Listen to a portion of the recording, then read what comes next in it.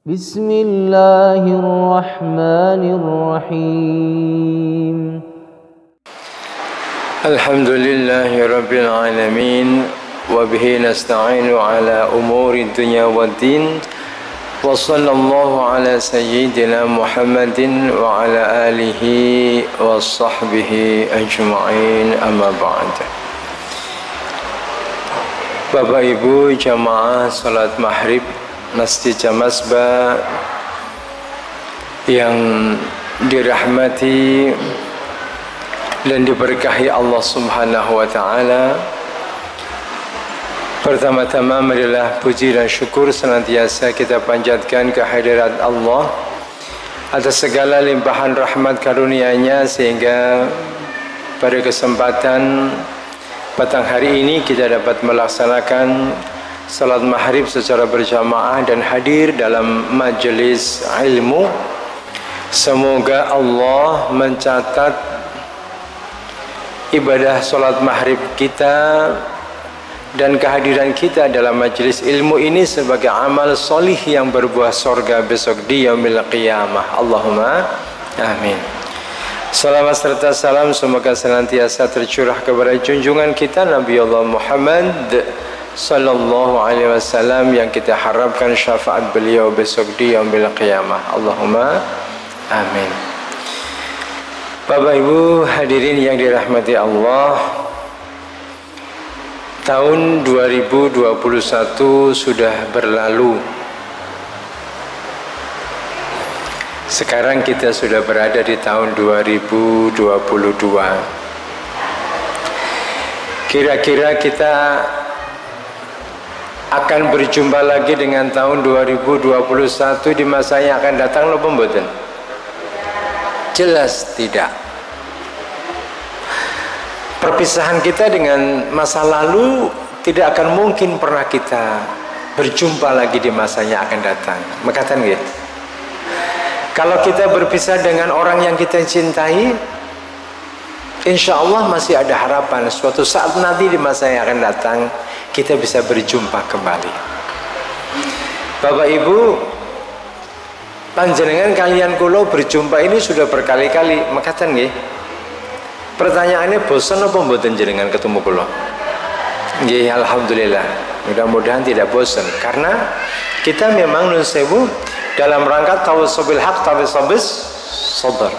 Saling ingat mengingatkan dalam kebenaran dan dalam kesabaran. Tahun 2021 dan masa lalu sudah tidak akan pernah lagi kita berjumpa di masa yang akan datang. Segala macam perbuatan kita, baik itu yang solih maupun yang tidak solih, baik itu yang bernilai ibadah maupun yang bernilai maksiat, kinten-kinten sewu onten apa mboten perbuatan maksiat kita di waktu yang lalu? Onten mboten Bapak Ibu? Onten mboten? Insya Allah ada. Tetapi kita juga insya Allah menggunakan masa lalu itu untuk melakukan ibadah kepada Allah Subhanahu wa ta'ala. Segala catatan amal kita, baik perbuatan baik maupun perbuatan yang buruk, sudah tercatat di dalam buku amal yang dicatat oleh malaikat Raqib dan malaikat Atid. Nun sewu, kira-kira catatan niku iso berubah napa mboten? Catatan dosa yang sudah kita lakukan di waktu yang lalu bisa apa tidak hapus, disetip kali malaikat. Besok di yaumil qiyamah tidak ada lagi kita temui dosa-dosa kita yang sudah kita lakukan di waktu yang lalu. Sakit napa mboten? Sakit. Itulah yang bisa kita lakukan. Dengan cara apa? Catatan dosa-dosa dan kesalahan kita hapus dari buku catatan kita. Dengan cara bagaimana Bapak Ibu? Dengan taubatan nasuha, memohon ampun kepada Allah. Itulah yang harus kita lakukan untuk sesuatu yang sudah kita lakukan di waktu yang lampau. Begitu nggih? Dan Allah dalam urusan mohon ampun ini memerintahkan kepada kita untuk menyegerakan diri memohon ampun kepada Allah. Dalam surat Ali Imran ayat 133, wasari'u ila maghfiratin min rabbikum wa jannatin 'arduhas samawati wal ard u'iddat lil muttaqin. Yang artinya, dan bersegeralah kalian kepada ampunan dari Tuhanmu itu. Kita diperintah untuk segera, tidak menunda-nunda mohon ampun kepada Allah.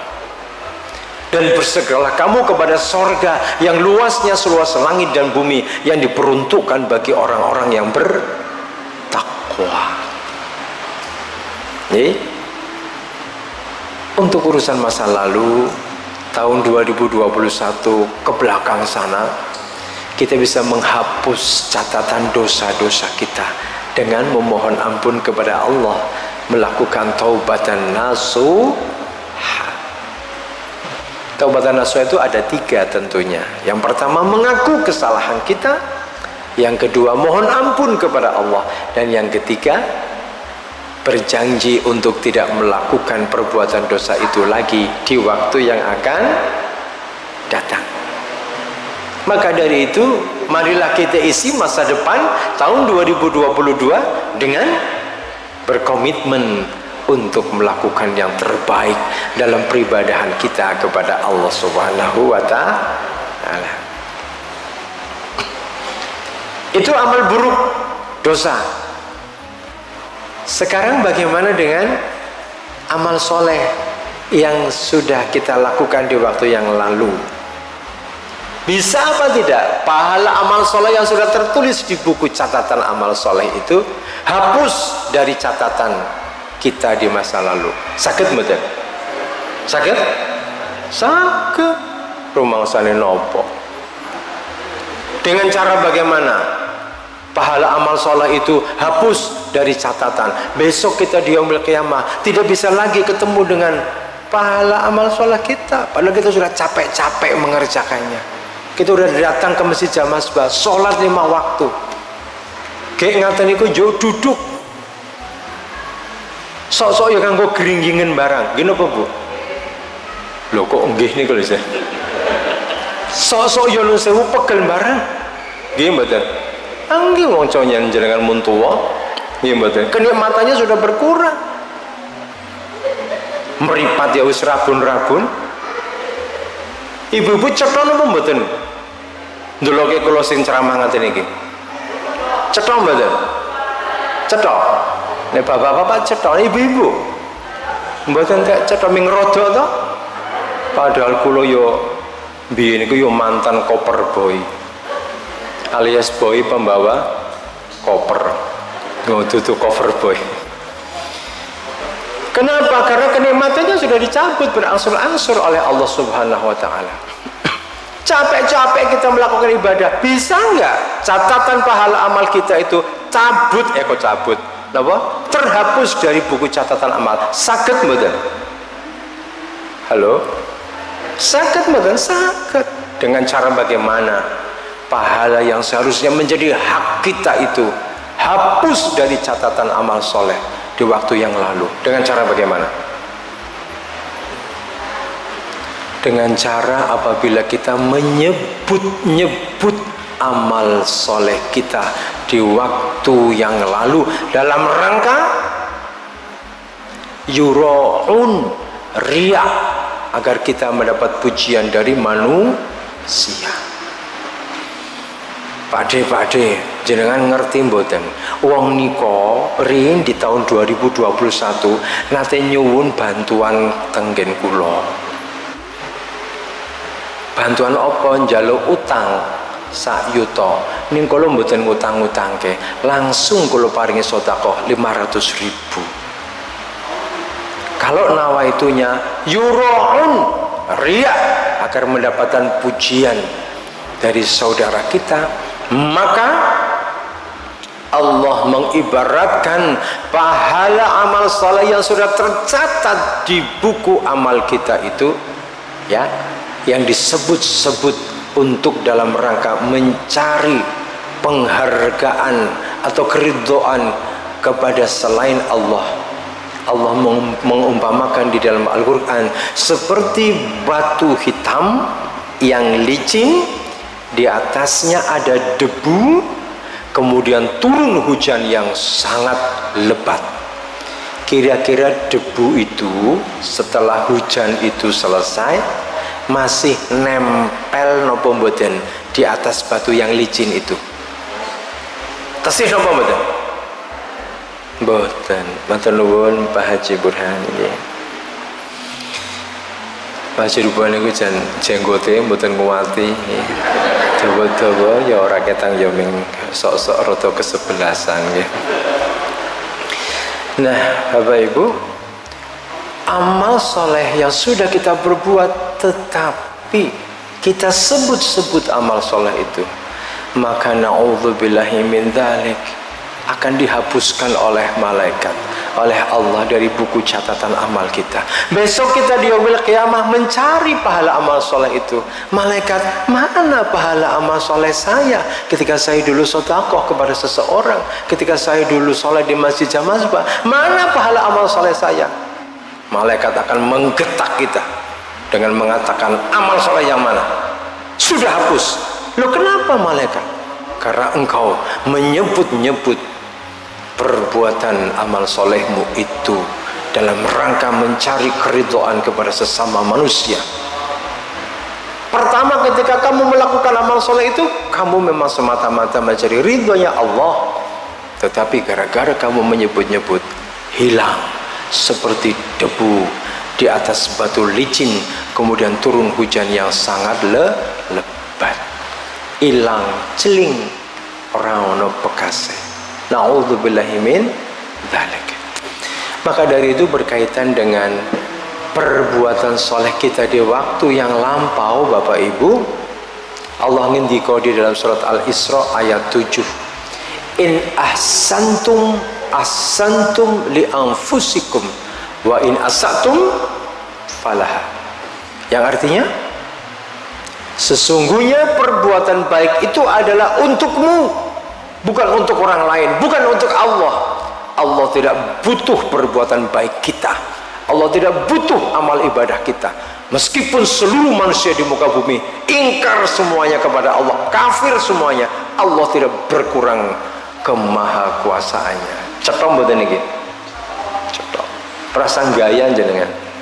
Dumawi salat yo gaya. Opo kuwi? Berarti apa? Imannya belum bagus.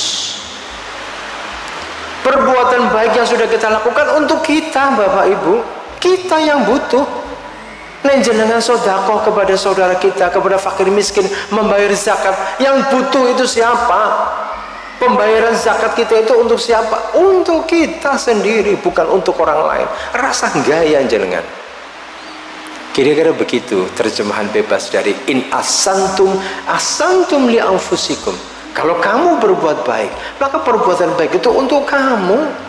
Kalau kamu mendidik anakmu dengan baik, bukan untuk anakmu, tapi untuk kamu sendiri, karena kamu besok akan dimintai pertanggungjawaban besok di yaumil qiyamah. Bagaimana cara orang tua mendidik anaknya yang merupakan amanah dari Allah. Gini pembaca. Bapak-bapak bekerja banting tulang, sirah nggo sikil-sikil nggo sirah, sore nggo awan-awan nggo sore, misalnya pun ngatain kok, memberi nafkah kepada keluarga. Perbuatan amal soleh seperti itu untuk siapa? Untuk anak istrinya? Sebenarnya untuk dirinya sendiri. Maka dari itu bapak-bapak yang sudah memberi nafkah kepada keluarga, rasa gaya, rasa sombong jenengan, ajiar sisan malah gemes keluar. Okay? Ibu-ibu juga seperti itu. Bapak-bapak, suami adalah kepala rumah tangga, sedangkan istri adalah kepala rumah tangga suaminya. Wis ngatur kabeh, apik kabeh, anak-anak wis didusi, apik, pinter-pinter, disinaoni, di leske ngaji dan sebagainya. Jangan merasa Anda sudah berbuat amal soleh ya. Amal soleh itu untuk Anda, bukan untuk siapa-siapa. Itu caranya kita mensikapi masalah masa lalu. Lupakan amal soleh kita, jangan diungkit-ungkit lagi. tutup buku amal soleh kita. Tetapi kalau untuk dosa-dosa kita buka terus, buka terus. Kalau kita pernah ditolong oleh orang, jangan pernah itu dilupakan. Tapi berkomitmenlah di masa yang akan datang. Di tahun 2022 ini kita harus membalas kebaikan itu. Gini pembaca. Tapi amal soleh, kebaikan yang sudah kita perbuat kepada orang lain, maka lupakan, lupakan. Jangan sampai perbuatan yang dulu kita lakukan dengan ikhlas lillahi ta'ala tergoda oleh iblis laknatullah, syaitan yang terkutuk, sehingga kita menyebut-nyebut amal soleh itu sehingga seperti debu di atas batu hitam yang licin, terkena hujan lebat, hilang semuanya. Na'udzubillahi min dzalik. Nah, Bapak Ibu hadirin yang berbahagia rahimakumullah, sekarang kita sudah berada di tahun 2022. Kira-kira jenengan programnya ajeng nopo niki di tahun 2022? Ajeng nopo programnya? Nggih, monggo dijawab di dalam hati masing-masing. Tetapi dari sisi waktu yang terus berganti setiap saat, bukan persoalan tahun baru, nggih, tetapi waktu ini detik demi detik mesti berganti. Dan detik yang sudah lewat, yang sudah kita tinggalkan, tidak akan pernah bisa kita perbaiki kecuali dengan dua hal tadi. Yang dosa-dosa kita mohonkan ampun kepada Allah, dan amal soleh kita lupakan sama sekali, biar besok kita buka itu sebagai tabungan di yaumil qiyamah. Tapi Bapak Ibu nusewu, Allah memperingatkan kepada kita dari sisi waktu. Yang namanya Quran itu, Allah memperingatkan kita di dalam Al-Quran mengenai waktu itu kata banget. Gini Bu, gini Pak, Allah bersumpah. Kalau kita bersumpah itu pasti, apa yang kita katakan itu adalah sesuatu yang serius. Allah bersumpah demi waktu duha, wadduha, wallaili, demi waktu malam, demi waktu duha, wal fajri, demi waktu fajar, waktu subuh, wal asr, demi waktu asar. Yang anak-anak sekolah waktu SD, kita waktu SD diterjemahkan dengan demi masa, demi waktu.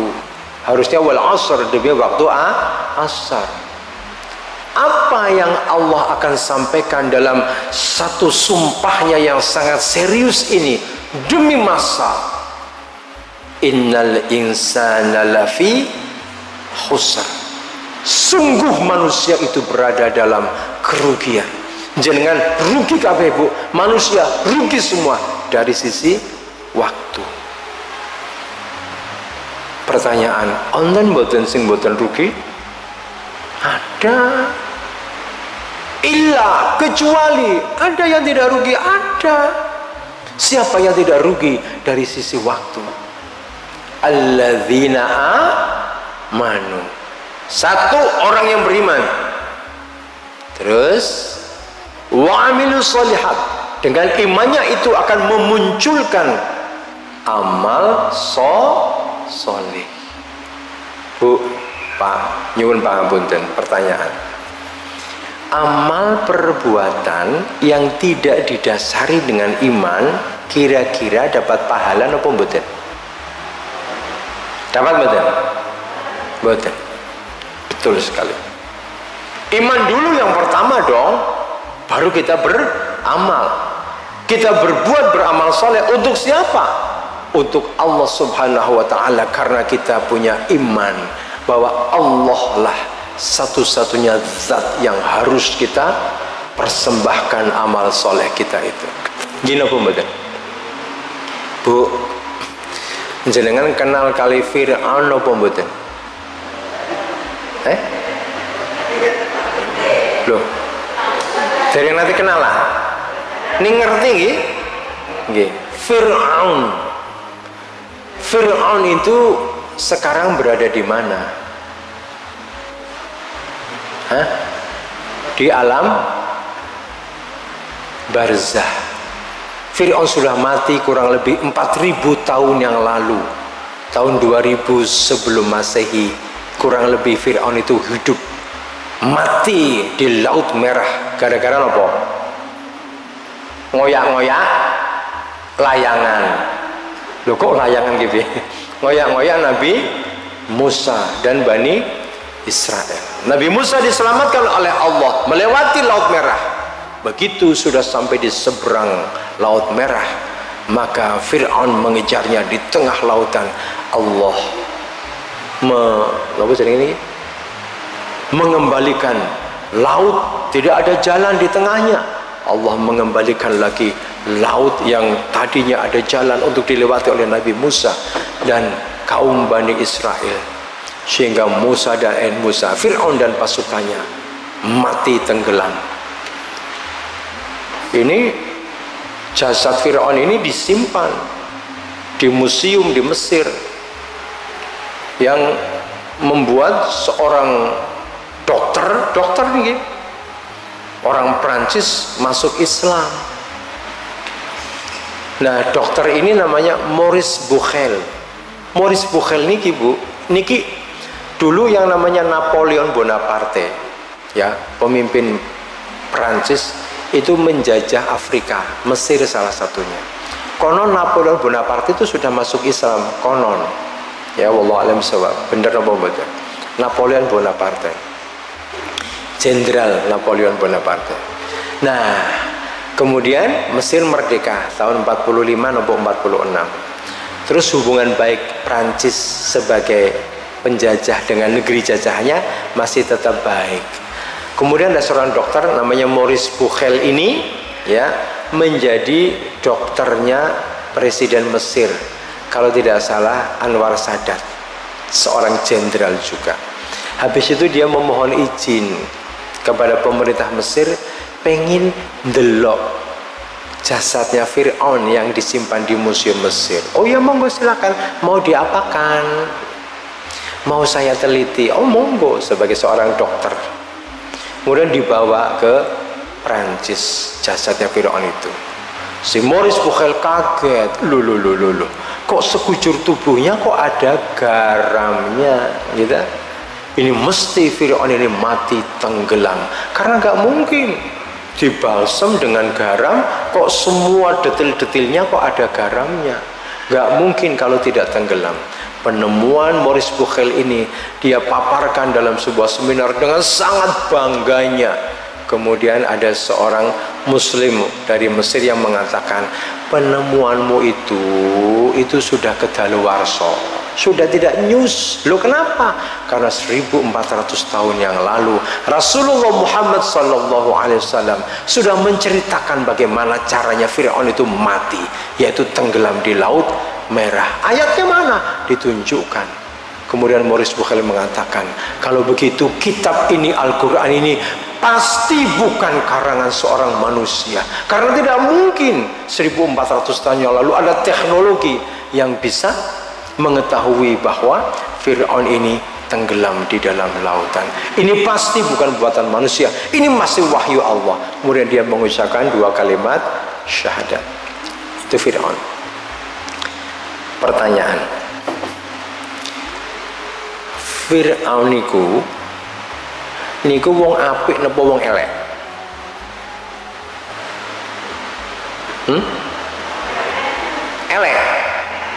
Elek nggih.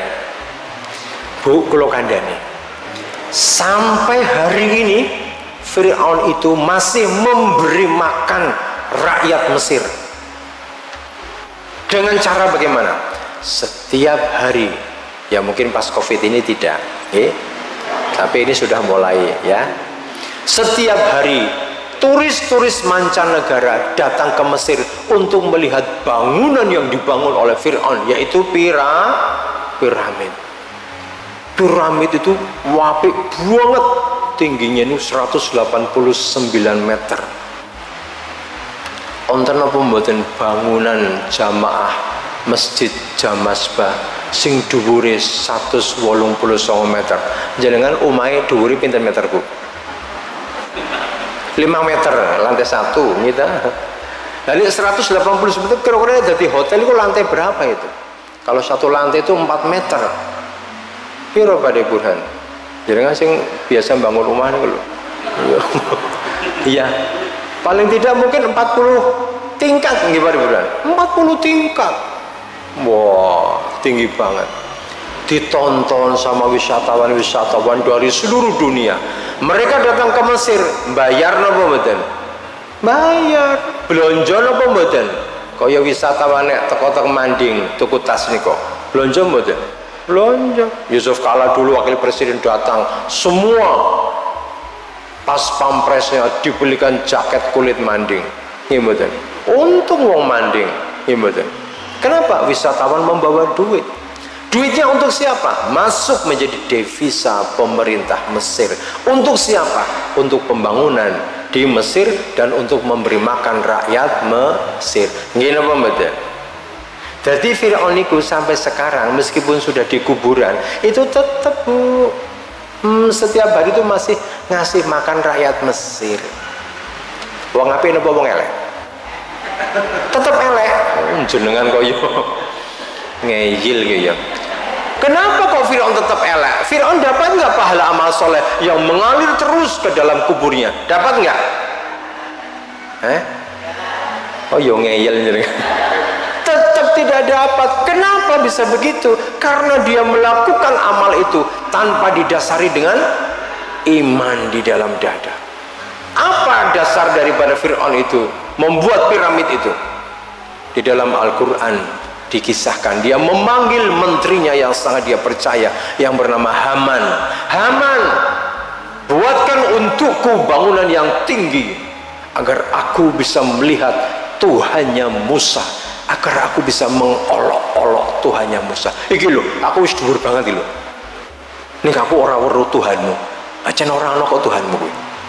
Persis seperti kosmonot Rusia yang bernama Yuri Gagarin. Dia ikut penerbangan keluar angkasa sampai di bulan.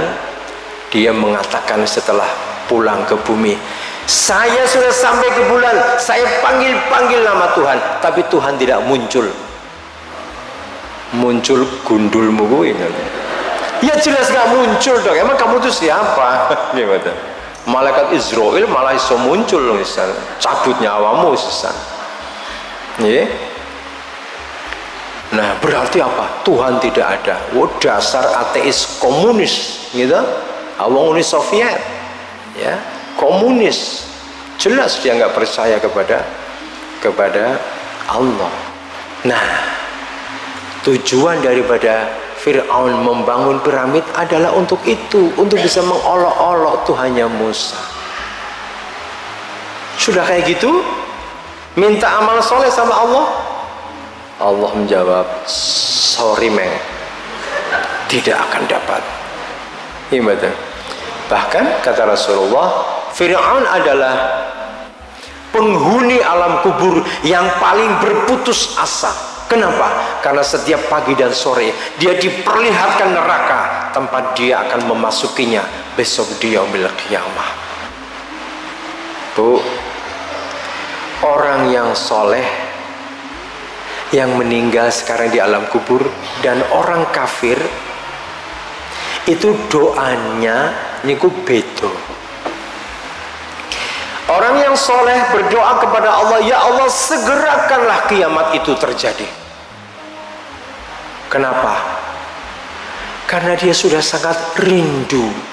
Kalau sudah kiamat, maka akan dibangkitkan di yaumil mahsyar, maka akan ada yaumil hisab, yaumil mizan, siratal mustaqim. Dan orang yang soleh pasti bisa melewati siratal mustaqim secepat kilat dan kemudian masuk surga. Di dalam kuburnya sudah diluaskan sejauh mata memandang. Pintu surga dibuka, harum-haruman surga dan kesejukan surga sudah sampai di dalam kubur orang-orang beriman, bertakwa yang soleh-soleh itu. Insya Allah kita termasuk ya. Allahumma amin. Ya Allah, kenikmatan di dalam kubur saja sudah seperti ini. Bagaimana dengan kenikmatan di dalam surga? Aku aku pingin sekali masuk surga ya Allah, segerakanlah kiamat itu terjadi. Niku dongane wong sing mati soleh, husnul khotimah. Tapi sebaliknya, orang yang su'ul khotimah, orang kafir, doanya apa? Ya Allah, jangan sampai ya Allah, jangan sampai kiamat itu terjadi ya Allah. Padahal dia di dalam kubur sampun dipentungi kali malaikat Zabaniyah, penjaga kubur. Tapi menurut mereka istirahat lumayan ming dipentungi kali malaikat penjaga kubur. Bagaimana nanti kalau masuk neraka? Saya ora karu-karuan pisan. Ada seorang profesor doktor namanya Tagata Tejasan, seorang profesor dan dekan Fakultas Kedokteran Chiang Mai University. Bu, nek Chiang Mai University ini kira-kira niku teng pundi, Bu? Teng Pundong napa teng Bambang Lipuro? Teng Thailand. Profesor dokter Tagata Tejasan, dia masuk Islam gara-gara apa? Menemukan satu penemuan gitu, di mana ternyata kulit manusia itu, Bu, terdiri atas 3 lapis. Lapisan yang terakhir itu ternyata yang ada saraf-sarafnya yang bisa merasakan sakit, sehingga kalau ada orang yang terkena luka bakar yang hebat, sehingga lapisan yang ketiga itu juga kena luka itu, orang itu di lukanya sudah tidak bisa lagi merasakan kesakitan. Itu yang ditemukan oleh profesor dokter haji, sekarang udah haji, Tagata Tejasan. Dalam sebuah seminar dokter kulit internasional yang diadakan di Riyadh, Saudi Arabia, dia dengan bangga sekali, aku sudah menemukan ini, luar biasa, penemuannya top marko top. Apa itu? Bahwa ternyata lapisan-lapisan itu yang paling akhir itu yang bisa merasakan sakit. Kalau orang kena luka bakar, maka tidak bisa lagi merasakan sakit. Terus kemudian dia membawa orang yang sudah terkena luka bakar, dipresentasi dalam seminar itu. Terus kemudian disayat orang itu di pas luka bakarnya, sakit nggak? Tidak. Kenapa? Karena sarafnya sudah tidak berfungsi lagi. Inilah penemuan paling fenomenal abad ini, kata profesor dokter Tagata Tejasan. Kemudian ada dokter Saudi apa dokter Mesir yang mengatakan, apa yang Anda temukan itu sudah ada di dalam Al-Quran 1400 tahun yang lalu. Maksudnya bagaimana? Di dalam Al-Quran disebutkan bahwa Allah mengganti kulit orang yang disiksa di dalam neraka jahanam. Setiap saat kulitnya berganti agar mereka merasakan betapa sakitnya siksaan yang ada di dalam neraka. Tagata Tejasan begitu melihat ayat itu di dalam Al-Quran, ini pasti bukan buatan manusia, ini pasti wahyu dari Tuhan yang menciptakan alam semesta. Aku itu tahun 83 Tagata Tejasan masuk Islam, gara-gara itu. Jadi di neraka itu kulitnya selalu berganti, Bu, Pak, selalu berganti. Mati, buatan mati. Mohon mereka itu di neraka itu, ya Allah, matikan ya Allah, matikan saya ya Allah, agar aku tidak bisa merasakan lagi kesakitan seperti ini. Nah itu kan kalau di dunia, ini tengah alam dunia itu semuanya serba sementara. Sakit sementara, sehat pun sementara. Ini gue lagu nih sinten, Dery Sulaiman, sakit sementara, gitu ya. Itu nanti dicari di YouTube. Nah, lagu-lagu yang begitu yang menggugah keimanan dan motivasi kita untuk menyembah Allah boleh didengarkan. Tapi lagu-lagu sing cinta-cintaan itu rasa mawon. Ya, dulu Dery Sulaiman itu drummer rock. Nah, habis itu dapat hidayah melalui teman-teman jamaah tabligh. Terus kemudian nganti saiki ngangge udeng-udeng kaya Pangeran Dipolo Diponegoro. Iya, mudah-mudahan istiqomah dalam iman dan Islam. Nah, jadi Bapak Ibu, iman akan melahirkan amal soleh. Innamal a'malu bin niat. Segala sesuatu tergantung pada niatnya. Ada lagi orang yang tidak akan rugi dari sisi waktu, yaitu orang yang selalu memberikan nasihat kepada kebenaran. Tawassaw bil haqq wa tawassaw bis sabr. Seperti kita pada malam hari ini saling ingat mengingatkan dalam kebenaran dan dalam kesabaran. Budhe mboten nganten niku budhe, nganten niku awon budhe, mboten samuk lakone. Nggih, ada tetangga sakit, Mbak Yu sing sabar nggih, sing sabar. Niki ming sementara, sakit ming sementara. Nek dibandingkan kalau nu sewu sehatnya panjenengan, lebih lama mana antara sehat sama sakitnya? Insya Allah lebih lama sehatnya. Bersyukur kepada Allah. Bu, besok di waktu yang akan datang acara kita cuma 2, yaitu seneng dan susah. Allah berfirman dalam surat Al-Mulk ayat yang kedua, alladzi khalaqal mauta wal hayata liyabluwakum ayyukum ahsanu amala wa huwal azizul ghafur. Dialah Allah yang menciptakan kematian dan menciptakan kehidupan. Untuk apa? Sebagai ujian bagi kita semua manusia.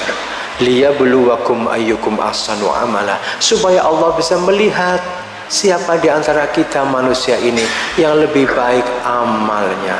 Wallahu azizul ghafur. Dan Allah maha berkuasa loh. Mau membuat kematian atau membuat kehidupan, mau memberi musibah atau mau memberi kenikmatan, mau membuat kita itu sehat atau mau membuat kita sakit. Allah maha kuasa untuk berbuat seperti itu. Wallahu ghafurur rahim. Dan Allah maha pengampun lagi maha penyayang.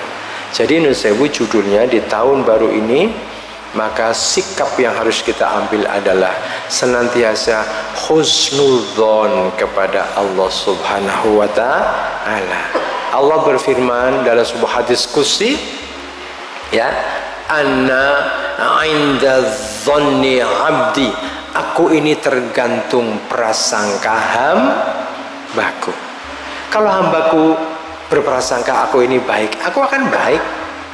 Kalau hambaku berprasangka aku buruk, aku pun akan buruk. Maka dari itu jenengan yang ndonga Bu, niku ndonga ngucap lisannya tapi hatinya juga mantap. Pasti Allah akan mengabulkan doa saya. Begitu nggih? Jangan alah sing paling Gusti Allah ora ngabulke. Ya tergantung dongane jenengan. Dongane niku ya sing, ya Allah, duh Gusti paringono mercy. Lha aku ya donga apa? Nggih, dongane sing murwat-murwat nggih. Doa anak soleh, doa sejahtera hidup di dunia maupun di akhirat, doa terjauh dari siksa api neraka, dan juga doa-doa hajat-hajat yang lain nggih. Tapi ini harus diiringi dengan ikhtiar kita. Kalau kita sudah ikhtiar, kita sudah berusaha, setelah itu kemudian dipasrahkanlah kepada Allah subhanahu wa ta'ala. Acaranya di masa yang akan datang ini, di tahun 2002 ini, selalu hanya ada 2, ya, alladzi khalaqal mauta wal hayata liyabluwakum ayyukum ahsanu amala. Lalu bagaimana caranya Bu agar kita tetap senantiasa berbahagia, sejahtera dunia dan akhiratnya, dan terjauh dari siksa api neraka? Jadikanlah musibah dan kenikmatan itu bernilai sama. Gimana? Karena semuanya datangnya dari Allah. Diberi ujian, alhamdulillah. Diberi kenikmatan, rasa sombong, semuanya dari Allah. Kalau kita sudah memberikan nilai sama antara kematian dan kehidupan, ya, antara kenikmatan dan juga nusewu musibah, itu insya Allah kita akan senantiasa berbahagia. Orang yang bersyukur dan orang yang bersabar sama-sama akan masuk surga. Ini kurang berapa menit? Oh, kurang 2 menit. Saya ingin menceritakan satu kisah antara sabar dan syukur, ya. Ini senjata kita hidup untuk mengarungi tahun 2022 dan masa yang akan datang. Ada seorang solih namanya Imron bin Hatton. Dia diciptakan oleh Allah dalam rupa wajah yang sangat buruk. Pokoknya nek nun sewu jenengan nyebut barang elek niku mesti onten tengene si Imron bin Hatton. Ya wis wonge cendik, nyun ngapunten nek sing wonten sing cendik nggih. Nyun ngapunten. Wonge yo ireng misale nyun sewu nek wonten sing ireng nggih. Nah, pokoke sing elek-elek niku Imron itu ada. Tapi duwe bojo ayune pol-polan, cantik luar dalam. Suatu ketika dia masuk rumah, buka pintu, ada istrinya, dia lihat istrinya menteleng ngaten niku suwi banget. Istrinya khawatir, loh. Ngopo ki suamiku? Jangan-jangan ini tatapan terakhir. Arep mati po yo bojo kowe. Mungkin kayak begitu, ya. Maka dari itu Pak Diburan kalau lihat istri jangan lama-lama ya, nanti tidak dirasa arep mati. Yo kabeh yo arep mati. Terus, ada apa suamiku kamu memandangi aku seperti itu? Wahai istriku, aku sangat bersyukur kepada Allah bahwa aku mendapatkan istri yang cantik luar dalam seperti kamu. Istrinya mengatakan, Pak, kalau begitu, Mas, kalau begitu kita berdua sama-sama masuk surga. Dari mana kamu tahu kita berdua sama-sama masuk surga? Kamu bersyukur dapat istri seperti aku, Pak, sedangkan aku bersabar dapat suami seperti kamu. Coro awe dewe, Mas, kowe iki entuk aku anugerah. Nek aku entuk kowe, Mas, kowe musibah. Ning yo ora apa-apa, anugerah dan musibah sama-sama beriman dan bertakwa masuk surga. Itulah senjata kita dalam hidup, ya. Mudah-mudahan ada manfaatnya dan Allah senantiasa menguatkan iman dan takwa kita mengarungi hidup di tahun 2002 dan seterusnya sampai Allah wafatkan kita dalam keadaan husnul khotimah. Allahumma amin. Bila hidayah wa taufik. Assalamualaikum warahmatullahi wabarakatuh.